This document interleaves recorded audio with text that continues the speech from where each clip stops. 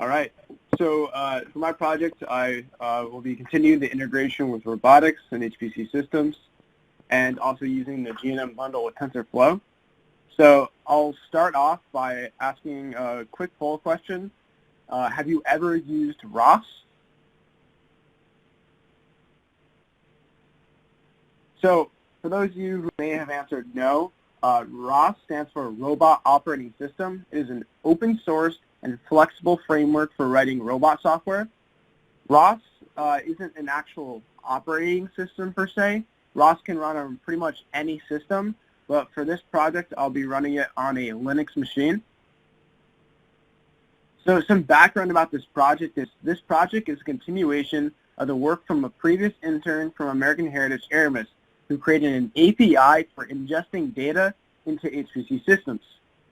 The software for this project is currently being implemented into the American Heritage Security Robot last seen at the 2019 Summit.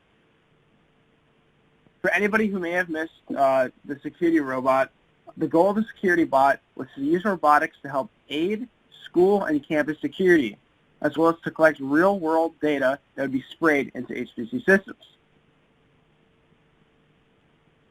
The goal of the previous project was mainly just to ingest data or spray data into HPC systems. Now, the goal is to take this data and actually do and process something with it. But before I could start working on processing the data, there was a lot of updates that needed to be made to the API for ingesting data. This included updating the code to work with the newest version of ROS, as well as running WPI-Lib's newest robotics firmware.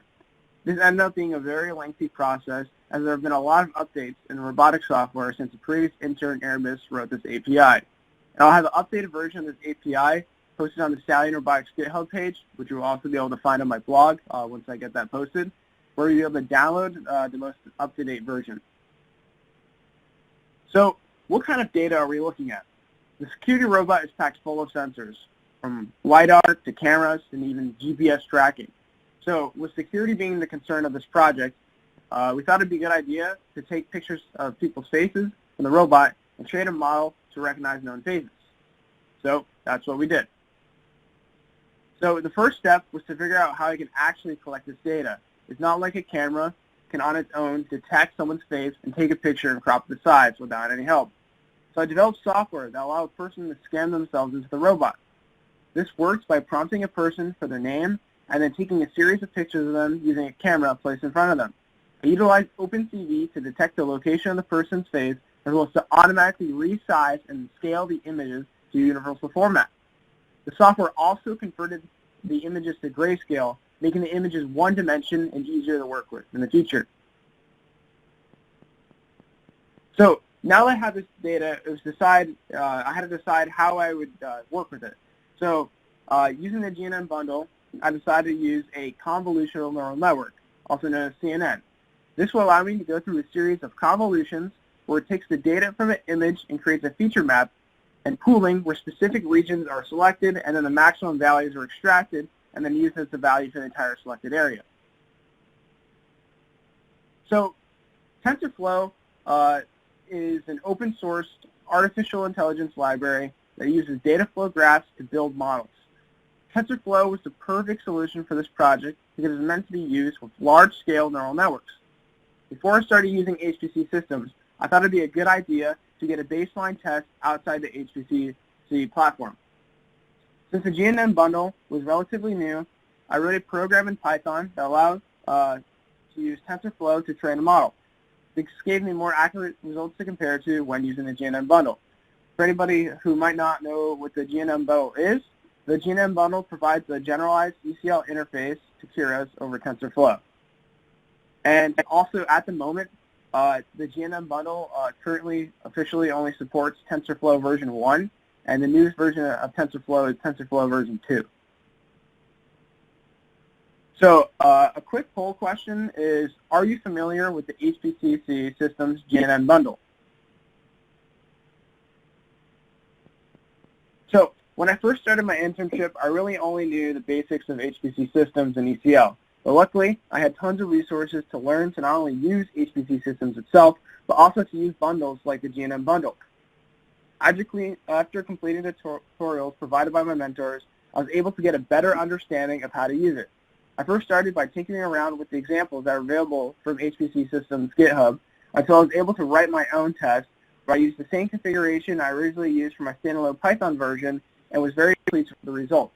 I will also have all the code posted on my GitHub where you'll be able to run your own version of the standalone Python version where you can literally just create your own data set and scan yourself into it. As well as I'll have all the ROS versions on there as well, where if you have some sort of robot you want to deploy this on, feel free to. I'd love to see how it would go. So also, the progress of the project progression so far was step 1 was ingesting and spraying the data into HPC systems, and now worked on processing the data. So a future step of this project would be where we can use Roxy to query this data, as well as to use the trained model to display live results.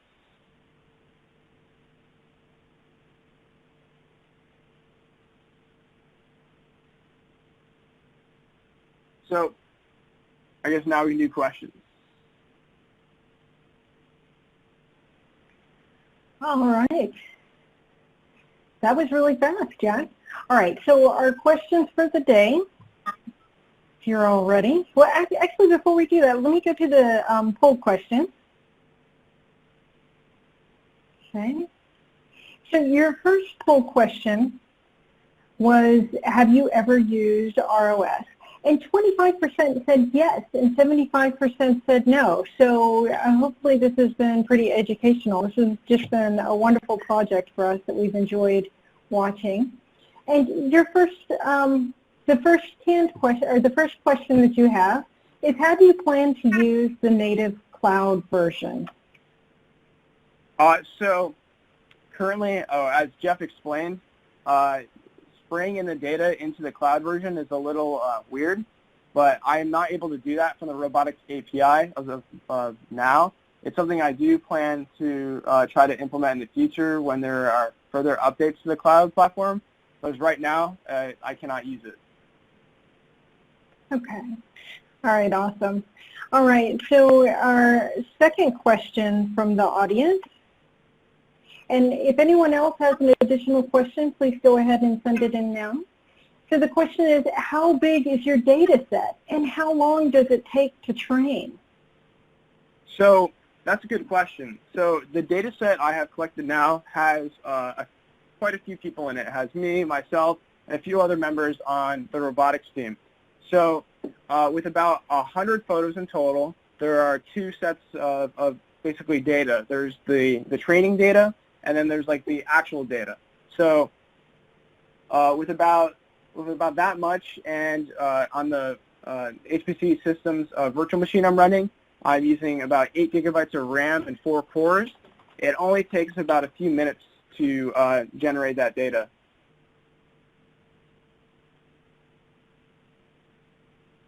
All right, perfect. It looks like we've had another question come in here. All right. The question is, will the robot you're working on be used in a productive setting?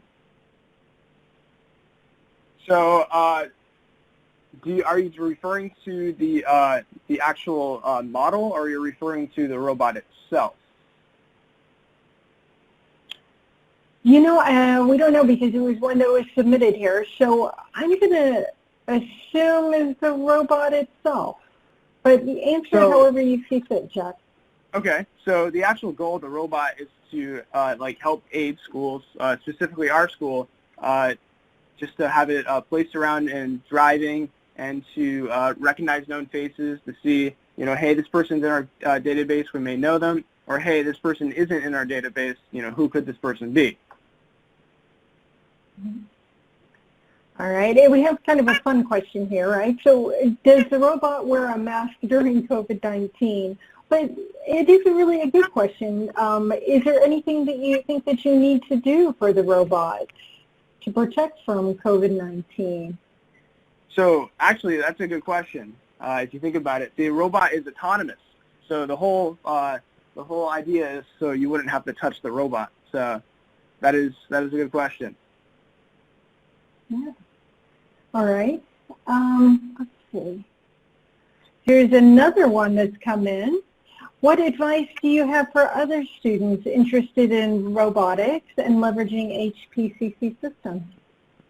I think if you are really interested in robotics and also using HPC systems, to try to deploy the code that I'm going to post on my GitHub. It really brings robotics and HPC systems together. So if those are two of your interests, then you should definitely check out this project. All right, fantastic.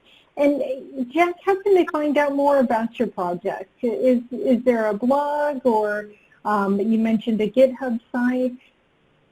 Yeah, so I'll have all the links posted on my blog. I don't know, I believe it's attached as one of the links, but within the next few days you should see all the GitHub links posted on there, as well as I'll have complete tutorials about how to deploy the code.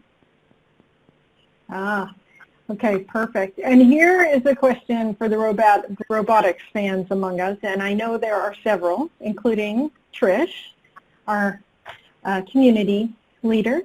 The question is, will the competition season return? So that is a good question. As of right now, there is news of it returning. We will not have a off season, but there is hopes for an on season. Our robotics team participates in the FRC competition. If you have any questions about that, you can always contact me. All right, fantastic. And your contact information is right here on the page. So yep. We will definitely be following you pretty closely. So here I'm going to take a moment and look at your final poll question, which was, are you familiar with the HPCC Systems GNN bundle? And 42% said yes and 57% said no. So for those that weren't familiar with it, at least here's one example of a way to use it. And hopefully it's piqued some interest and people have maybe found a way that they can leverage that. All right. So, Jack, thanks very much. We have certainly enjoyed your presentation, and we have certainly enjoyed working with the American Heritage School. So thank you very much for your time. Thank you as well. Lorraine, Lorraine, would you like to take a moment and talk a little bit about the HPCC Systems Intern program? We've certainly seen 3 wonderful presentations today. So how can other people learn more for next year? Sure, that would be great. So yes, we're sort of at the time of year when the intern program is winding down, and it's been a really great year this year. We got off to a slightly uncertain start because of COVID-19, but it's really great that we've been able to continue with the program despite that. And all of our students have worked remotely this year for that reason. And it seems to have worked really, really well. Ordinarily, all of the students that you have heard speak today would have worked from within an office. We normally think that it's better for the high school students to have some experience of being within the office environment, but of course this year that wasn't possible. So we've tried really hard this year to try and replace some of those things by other means to make sure that the content is maintained. And all of these students have done a really great job. They've all been very focused on their projects. They're all high achievers, as I'm sure you can see from the work they've done today. The program for next year will be opening up in October time, and you can find out more about how the intern program works by looking at the first link on the slide, which takes you to a blog post that tells you a little bit about what the application process is like. For those of you who are familiar with it already, you will know that entry onto the program is by submitting a project proposal to complete a specific project. And I think that that's really the strength of this project, in that the students, when they start, they're already familiar with the project that they want to complete, and they know what their starting point is, what the initial tasks are. In fact, they have to scope out tasks for all of the 12 weeks of their internship. You can look at the available projects list on our wiki to see what projects are around. I'm going to be going in and making some changes on there because I need to add some new projects and remove some of the ones that have been completed this time. You can also look at the student wiki, which has a wealth of information about the Intern program. It also gives you some guidance on how to submit a proposal, what the proposal should look like. There's an example proposal up there as well. You can find out what students have done in previous years. And there's also some information about what the expectations are during the time that a student is interning with us. With regard to the interns that are just coming up to completing their time with us, you can read all about those in a blog I wrote a little while back introducing them and their projects. And from this point on, you'll start seeing additional blogs being added in that are specific to each of those projects. Now they're coming to a close and we have more information on them. So I'm hoping at some point we can work with Jack to get a blog post up there about how he's using what he's done in his intern project in the actual robotics project when he goes back to school, because I think it'll be really cool to make that link. So on the wiki, there's also in our Tech Talk section, I've divided up the talks into different groups, and one of the groups in there is a list showing all of our interns who've made contributions to our open source project this year and in previous years. So you can go up there and you can look at any presentations they've made, like the Bright Talk ones, any slides from presentations, posters they submitted into our poster contest, and blogs, either their own blog journals, because we do ask our students if they are able to do a weekly blog journal, but also the blogs that we put up that kind of bring all that information nicely together in a more readable blog.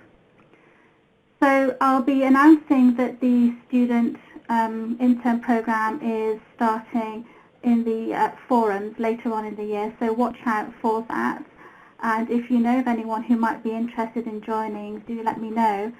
Even though we're not opening the program for next year until October time, that doesn't mean I'm not going to read emails if you send them to me, or if there's a student who has interest, I'm obviously going to provide any help I can and put them onto a prospective mentor who could help them develop a proposal or think through an idea that they may have of their own. Because you don't have to choose a project from the list that I've got shown up there.